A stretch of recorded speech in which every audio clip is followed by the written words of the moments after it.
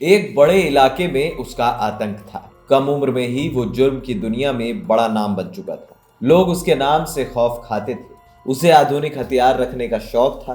वो जुर्म के रास्ते सियासत में जाने की तैयारी कर रहा था। लेकिन इसी बीच एनटीपीसी के एक बड़े अफसर का कत्ल होता है, जिसके पीछे शक की सुई उसी गैंगस्टर की तरफ घूम जाती है। इसके बाद कानून और पुलिस पर सवाल उठने लगते हैं और बस यहीं से आगाज होता है उस कम उम्र के गैंगस्टर के खात्मे की कहानी का।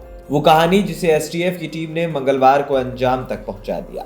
जुर्म की दुनिया का वो खिलाड़ी बेमौत मारा गया। ये कहानी है गैंगस्टर अमन साहू के खात्मे की।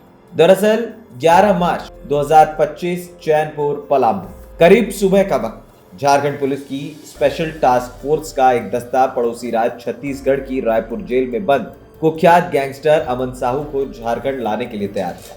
पुलिस की एक बुलेरो और 2 स्कॉर्पियो कार का एक काफिला रायपुर जेल के बाहर मौजूद था। कागजी कार्रवाई पूरी होने के बाद झारखंड पुलिस की एक स्कॉर्पियो में गैंगस्टर अमन साहू को एसटीएफ के 2 हथियारबंद जवानों के बीच बैठाया गया। उस कार के आगे पुलिस की एक बुलेरो चल रही थी और पीछे एक स्कॉर्पियो। 3 गाड़ियों के इस काफिले में झारखंड एसटीएफ के करीब 12 से 15 जवान शामिल थे। कुख्यात बदमाश अमन साहू को लेकर ये काफिला रायपुर से निकल चुका था। काफिला बड़ी खामोशी के साथ झारखंड बॉर्डर की तरफ बढ़ रहा था।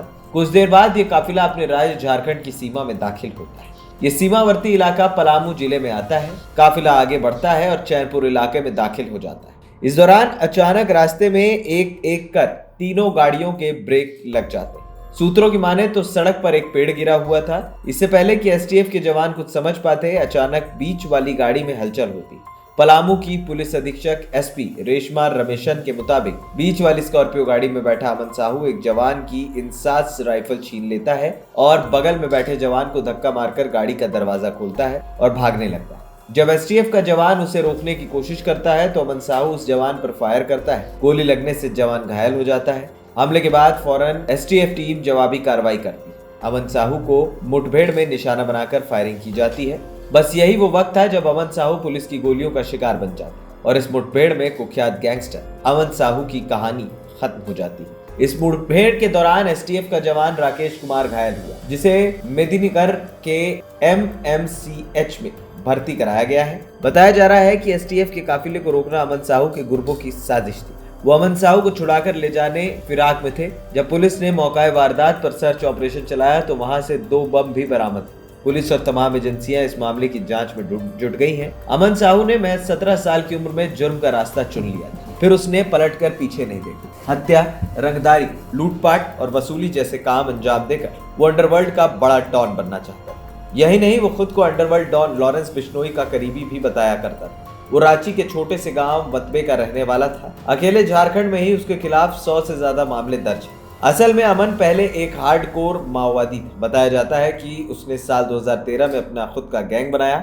इसके बाद अमन के खिलाफ कोयला व्यापारियों से रंगदारी, लेवी वसूली और हत्या जैसे मामले दर्ज होते गए। करीब 2.5 साल पहले छत्तीसगढ़ के कोरबा में अमन साहू के गैंग के सदस्यों ने बर्बरी ग्रुप पर फायरिंग। उस समय रायपुर के शंकर नगर इलाके में एक कंपनी के पार्टनर के घर के बाहर गोली चलाकर इन लोगों ने सनसनी मचा दी।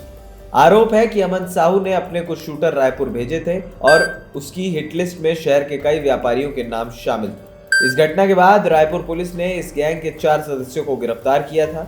अमन साहू के एनकाउंटर को एनटीपीसी के अधिकारी कुमार की हत्या से जोड़कर देखा जा रहा है। हालांकि झारखंड पुलिस के पास इस हत्या की वजहों का न कोई जवाब था और न ही आज है। सूबे के डीजीपी अनुराग गुप्ता ने कुमार गौरव हत्याकांड के सिलसिले में कहा था कि इस मामले में कुछ साफ नहीं है। यह हत्या किन हालातों में हुई, किसने की, क्यों की, डीजीपी के पास इन सवालों का कोई भी संतोषजनक जवाब नहीं है। वहीं राज्य के पुलिस मुखिया ने इतना जरूर कहा कि झारखंड में जो भी अपराध हैं उनकी साजिश झारखंड की जेलों में रची जा रही है। उन्होंने कहा कि झारखंड में 3 गैंग जेल के अंदर से काम कर रहे हैं, जिनमें विकास तिवारी, अमन श्रीवास्तव और अमन साहू का गैंग शामिल है। असल में 10 मार्च को झारखंड पुलिस की टीम डीजीएम कुमार गौरव की हत्या के मामले में अमन साहू से पूछताछ करने के लिए रायपुर पहुंची थी।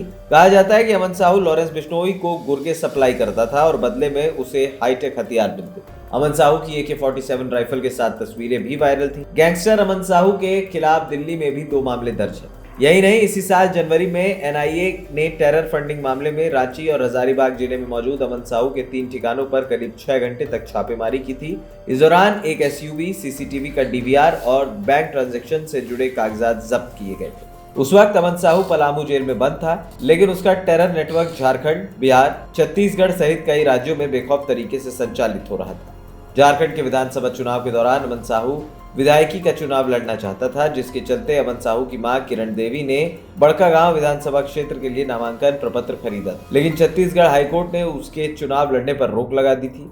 आरोप है कि अमन साहू की हिटलिस्ट में अक्सर बड़े कारोबारियों के नाम रहा करते थे, जिनसे वो रंगदारी और लेवी वसूल करता था। एएनपी टाइम्स की रिपोर्ट।